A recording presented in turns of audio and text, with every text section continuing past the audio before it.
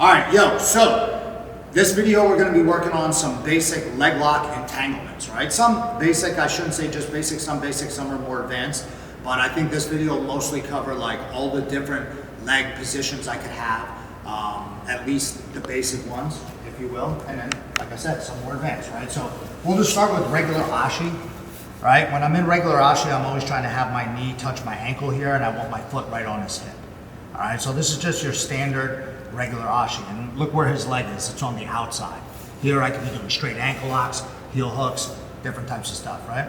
Now, it also matters where my leg is here. This one is on the inside. Like I said, my knee's touching my ankle, and my foot is just kind of hooking his leg on the other side here, right? Now, if I take my leg and put it over here, obviously things have changed, right? So it might give me a little bit better leverage to try to finish this leg lock, but I might open myself up to different counters from him as well, right? So some people like to have their leg here. Some people like this one, right? I can have, I don't really like this one as much because my leg is kind of wide open here. I can push it across.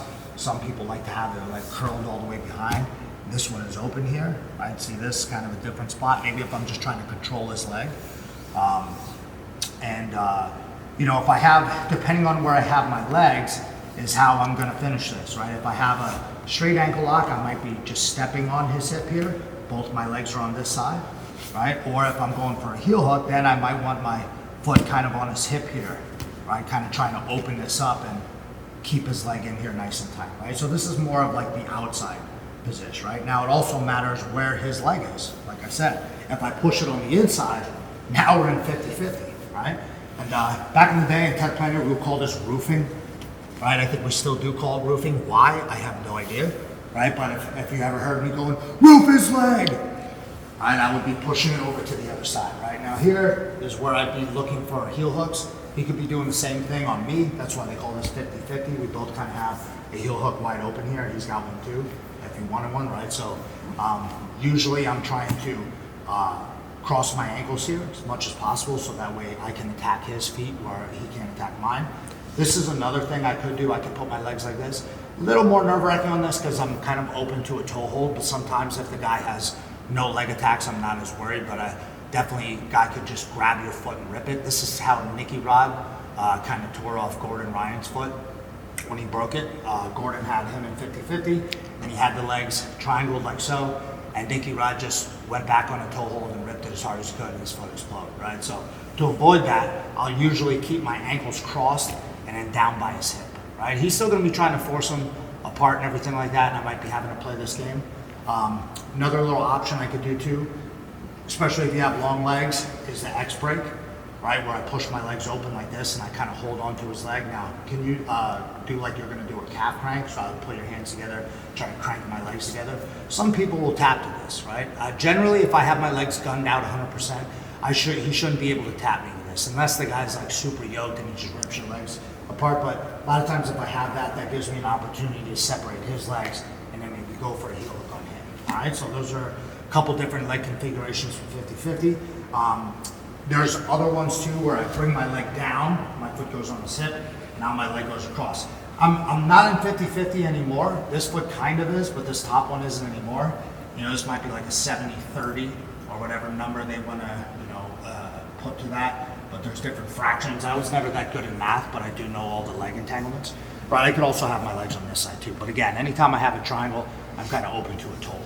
Right, so put the leg back over here. Now let's talk about moving my legs from this side to this side, right? If I put my legs on this side and I have a triangle, now I have a reap, right? That's what they call a reap. That could be problematic for the guy who's in here, right? Especially on the outside part of his knee. So any guys that are just starting out with leg locks, who this probably video is for, be very careful when you do a reap. When you reap someone's knee, you're putting pressure on all this MCL, PCL, LCL, NBC, everything, all this stuff on the outside. You don't want to put really crush the guy's knee. So I give his leg room to move, right? If I get him going this way, good heel hook here, right? There's your power grip. We'll go over grips in another video, right?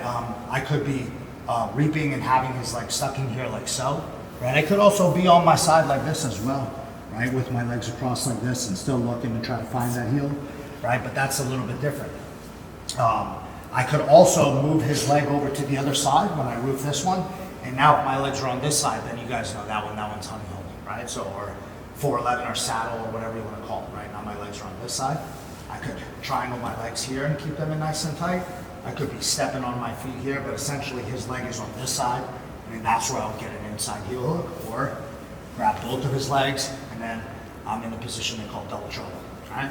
Another thing I can do with my legs too, right, whether I have the leg on this side or the other side, is to find my leg underneath his leg. So instead of being in this triangle, right, I would bring my leg up and around like this, and then back underneath, right? So it's kind of a weird spot to be in, right? But once I have this leg underneath here like this, man, it's really hard for the person to escape, right? So once some people's path would be, I get to this honey hole spot, they already have that leg connected, and then now if I push that leg to the other side with that underneath, that is a very deep leg lock, right? Shout out to Sid, just won Worlds at Purple Belt, right? That's a killer move that we worked on for a really long time with these legs on the inside like this, right? Once he gets that, it's pretty much done. All right, so this would be regular honey hole right here. Push that leg to the other side, that's a little bit different, right? If I get this here like this, now I'd be in what they call a Z-lock position, right? So I have a reap and I have his other leg at the same time, all right? So I know that's a lot of stuff, right? It's hard for me to even think about what I just talked about and go over that again, but that's why you guys can rewind this tape. But if you're just starting out, those are pretty much the main positions. Maybe I missed a couple of different variations that you guys will call me out on and be like, yo, you forgot 60-45 or whatever it is. I'm like, that's not even a real fraction. But if you go back and look, I think I covered most of the good ones. So those are the ones you need to start. And once you learn those positions, then you can really start working on the finishes.